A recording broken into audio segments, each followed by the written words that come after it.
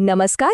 આજના આ ખાસ વિશ્લેષણમાં આપણે એક એવી રોમાંચક અને અત્યંત જટિલ ઘટનામાં ઊંડા ઉતરવાના છીએ જ્યાં બે સંપૂર્ણપણે અલગ બેવડા હત્યાકાંડ અચાનક એકદમ સમાન પુરાવાઓથી જોડાયેલા જોવા મળે છે. જરા વિચારો, જ્યારે બે અલગ અલગ દુનિયાના લોકો એક જ સમયગાળામાં માર્યા જાય અને તેમની વચ્ચે અણધારી કડીઓ મળવા લાગે ત્યારે તપાસ કેવી રીતે ગૂંચવાઈ જાય છે.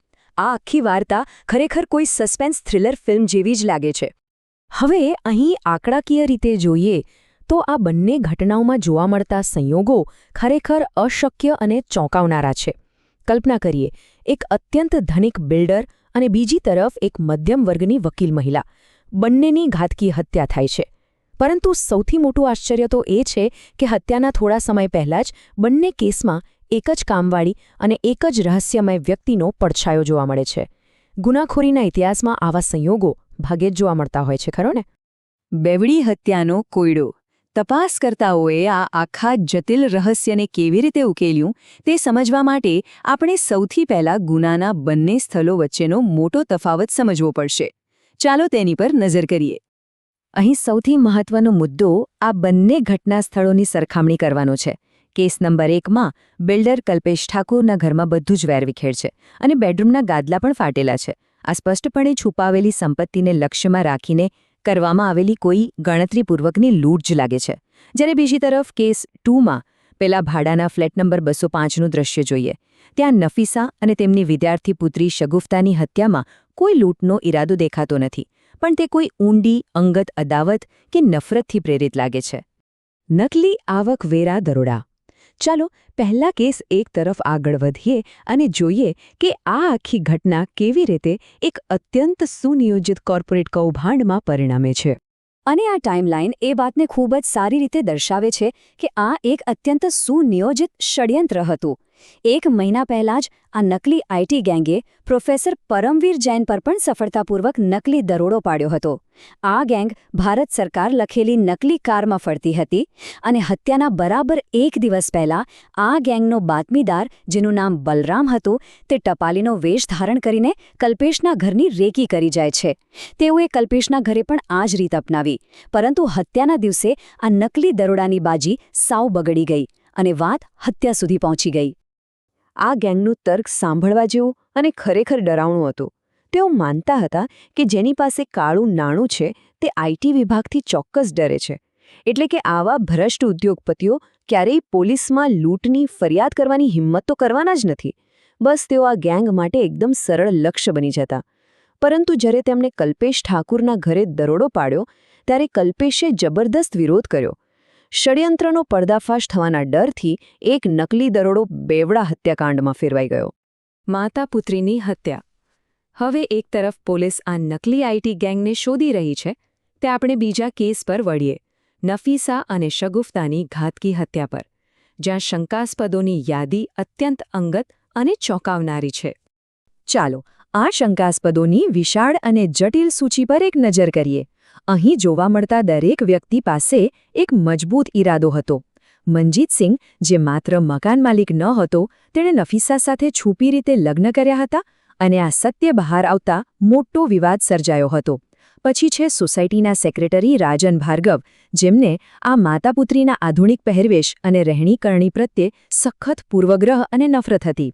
ત્રીજી શંકાસ્પદ છે પાડોશી લીના, જે શગુફતાના એક વાયરલ વિડીયોને કારણે સોશિયલ મીડિયા પર ખરાબ રીતે બદનામ થઈ હતી.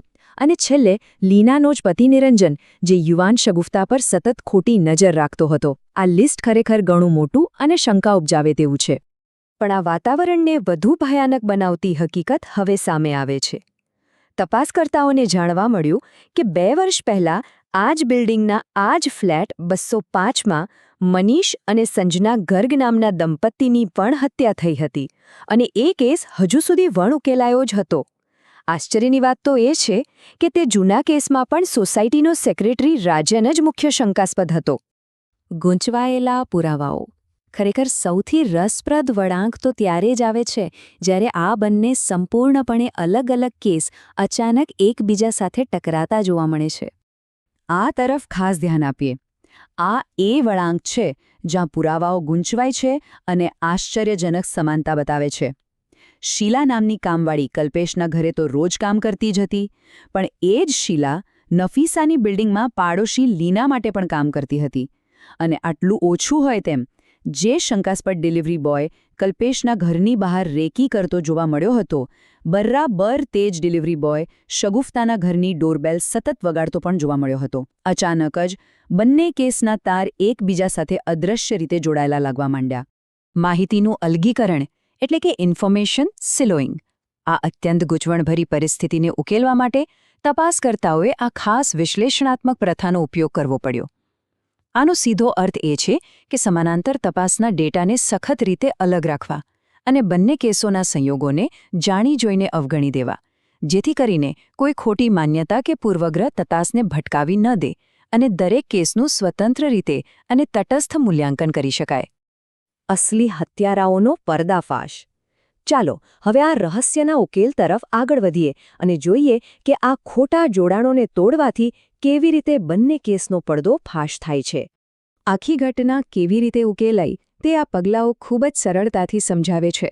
પહેલું પગલું, નકલી આઈટી ગેંગે પોતાના જ બાતમીદાર બલરામની પુરાવા નાશ કરવા માટે હત્યા કરી નાખી. બીજું પગલું, જ્યારે પોલીસે બલરામના મૃતદેહની ઓળખ કરી ત્યારે તે કડી સીધી જ પેલી ગેંગને કલ્પેશની હત્યા સાથે જોડી દે છે. અને ત્રીજું પગલું, જ્યારે પકડાયેલી ગેંગની કડક પૂછપરછ થઈ ત્યારે સાબિત થઈ ગયું કે નફીસા અને શગુફતા સાથે તેમને કોઈ જ લેવા દેવા નહોતી. પેલો ડિલિવરી બોય, જે હકીકતમાં બલરામ હતો, તે તો બસ સંજોગોવશાત શગુફતાના ઘરે એક ઓનલાઈન પાર્સલ આપવા માટે જ ગયો હતો. તો હવે પેલી માતા-પુત્રીના કેસનું શું? પેલા બધા કથિત શંકાસ્પદો અને મોટા વિવાદોને એક તરફ મૂકીએ તો વાસ્તવિક હત્યાનું કારણ ખરેખર આઘાતજનક રીતે સાવ મામૂલી હતું. રાજુ નામના એક અસંતુષ્ટ સુથારે નફીસા અને શગુફતાની ઘાતકી હત્યા કરી નાખી હતી. અને કારણ? માત્ર 6,000 રૂપિયા. જી હા, લાકડાના અધૂરા કામ માટેના બાકી રહેલા માત્ર 6,000 રૂપિયાના દેવા માટે આટલો ભયંકર અંજામ આવ્યો. ગુનાની દસ્તક. ચાલો હવે આ અત્યંત દુઃખદ છતાં બે અલગ અલગ તપાસના મુખ્ય તારણ પર ધ્યાન આપીએ. આ બધું આપણને શું શીખવે છે? આ બંને કેસો અંતે આપણને એક જાગૃત કરનારો પ્રશ્ન પૂછી જાય છે. આપણે આપણા રોજિંદા જીવનમાં વધતા જતા સંઘર્ષના એવા કેટલા ચેતવણીરૂપ સંકેતોને અવગણીએ છીએ જ્યાં સુધી કોઈ ઘાતકી અંત આપણા દરવાજે દસ્તક ન દે? પછી ભલે તે ગેરકાયદેસર સંપત્તિ છુપાવતો કોઈ ભ્રષ્ટ ઉદ્યોગપતિ હોય અથવા તો પડોશીઓ સાથેના નાના ઝઘડાઓમાં ફસાયેલો સામાન્ય પરિવાર. શું આપણે નાના વિવાદો એક જીવલેણ દુર્ઘટનામાં ફેરવાઈ જાય તે પહેલાં તેના પ્રારંભિક સંકેતોને ઓળખી શકીએ છીએ? આજના આ વિશ્લેષણમાં જોડાવા બદલ ખૂબ ખૂબ આભાર. આ માહિતી ચોક્કસથી એક ઊંડો વિચાર માંગી લે છે.